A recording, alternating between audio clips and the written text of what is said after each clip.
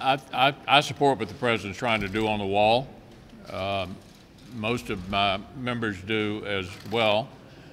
And we're trying to go through a normal appropriations process that prevents a big event at the end of the fiscal year, which has become all too common around here. We've funded in the Senate the president's initial request. We're going to continue to discuss it with him and hope that in the process here we can achieve what he would like to achieve on the wall, and also get these appropriation bills signed into law, which would be quite different from what's happened in the past. Well, as the leader pointed out, Senate Republicans are doing the work, so to speak. Last week, Secretary Pompeo, before the Senate Foreign Relations Committee, admitted that North Korea continues to produce fissile material. If you look at the news today, it's reported U.S. intelligence reports that additional progress is being made by North Korea on its nuclear production. It's time that the administration follow through with additional sanctions on North Korean individuals as well as Chinese individuals who are violating our sanctions, United Nations sanctions, and make sure that we have the full, robust implementation of our maximum pressure doctrine. Yeah. Okay, good afternoon, one and all. I think the American people want us to go forward and work together in a bipartisan way.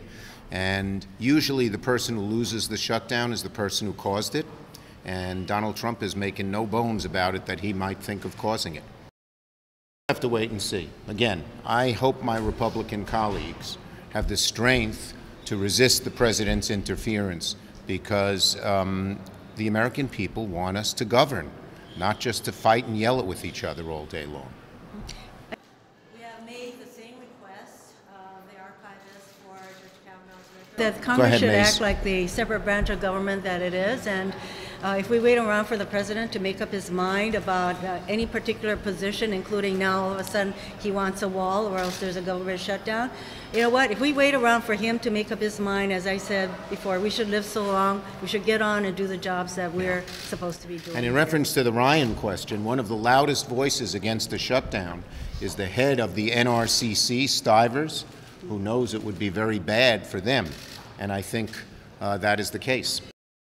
I think part of this has to be private industry, and I salute Facebook for doing what they did and finding those 31 attempts by what looks like a Russian, it's not certain, but what looks like a Russian agency trying to manipulate our elections.